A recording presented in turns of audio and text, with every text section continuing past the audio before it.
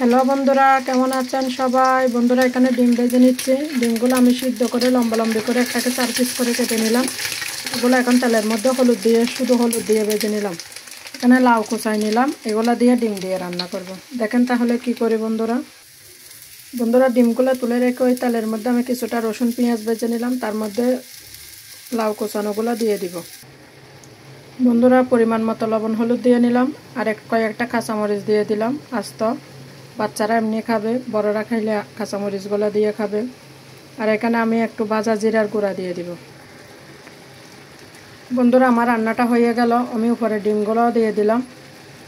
এটা রুটি দিয়েও খাওয়া যাবে, গরম গরম ভাত দিয়ে বা পান্তা ভাত দিয়েও খেতে খুবই ভালো লাগে। আমি সহজভাবে দেখাইতে চেষ্টা করি। এখন এর উপর একটু গরম মশলা দিয়ে আমি নামাই রাখবো।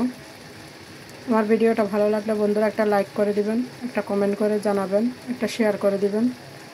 নমস্কার বন্ধুরা।